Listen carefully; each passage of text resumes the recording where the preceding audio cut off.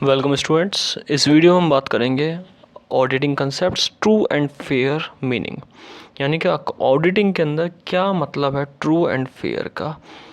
इस वीडियो में हम इस बात को समझेंगे। सबसे पहले बात करते हैं ट्रू एंड फेयर का मतलब क्या है। बेसिकली कि किसी भी चीज़ का जब हम प्रोसेस करते हैं तो उसमें सही और सिस्टमेटिक तरीके से कोई वर्क करना, that is a true and fair, जो एक लॉ के अंडर में आता हो, जो एक्सेप्टेबल हो, जनरली लोगों के द्वारा मान्य हो और एक पॉलिसी को फॉलो करने वाला हो। इसी को हम ट्रू एंड फेयर के फॉर्म में मानते हैं। अगर बात की जाए ऑडिटिंग के कंसेप्ट में, तो फाइनेंशियल स्टेटमेंट जो है उसके अकॉर्डिंग अगर कोई अकाउंटिंग पॉलिसी को फॉलो करके अकाउंटिंग करी जाती है तो उसको यहाँ पे ट्रू एंड फेयर माना गया है ऑडिटिंग के लैंग्वेज में।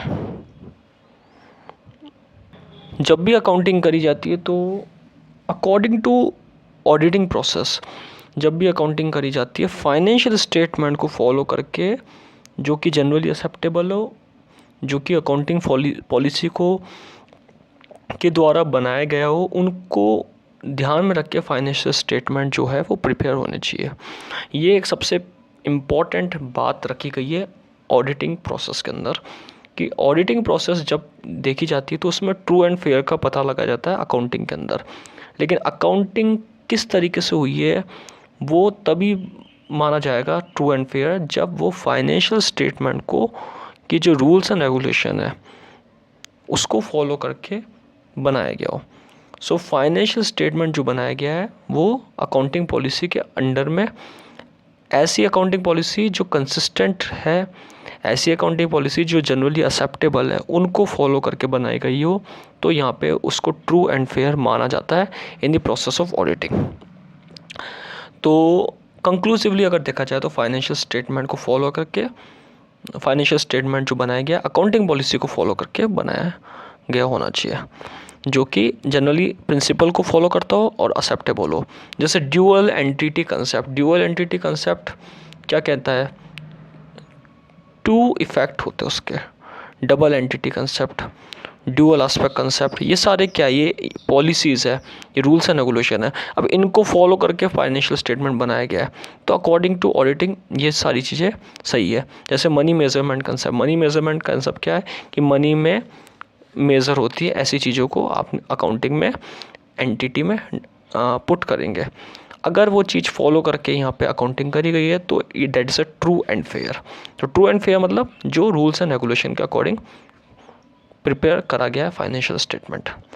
दूसरी बात यहाँ पे आता है कि जब भी फाइनेंशियल स्टेटमेंट बनाई गई है तो एक रेलिवेंट रूल्स एंड रेगुलेशन होना चाहिए। रेलिवेंट मतलब ऐसा रूल्स एंड रेगुलेशन भी होना चाहिए जो सबके द्वारा माना गया हो, सबके द्वारा उसको समझा गया हो और एक रेलिवेंट हो। रेलिवेंट यानी कि लीगल हो और एक्सेप्टेबल हो और उसको प्रैक्टिस में लाया गया हो।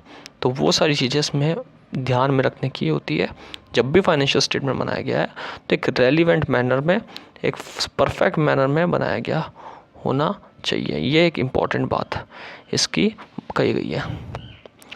सो जब भी डिस्क्लोज़ करा जाए उसका रूल्स एंड रेगुलेशन के बेसिस पे फाइनेंशियल स्टेटमेंट जो बने गए उन्हीं को डिस्क्लोज करना चाहिए और सारे मटेरियल फैक्ट को फॉलो करके, यानी कि जो भी रूल्स है, लॉ है और जो भी फैक्ट फिगर है, उन सारी चीज़ों को ध्यान में रख के अकाउंटिंग डिस्क्लोज करनी चाहिए जिससे उसके अंदर एरर और फ्रॉड नहीं आए। इस बात को यहाँ पे माना गया है। So true and fair very important है ऑडिटिंग के अंदर, कि ट्रू एंड फेयर का मतलब क्या होता है। इस वीडियो में हमने ट्रू एंड फेयर के मीनिंग के ऊपर बात कही गई है कि ट्रू एंड फेयर का एक्चुअल मीनिंग क्या है। नेक्स्ट वीडियो में आगे के हम ऑडिटिंग कंसेप्ट के बारे में बात करेंगे। Thank you.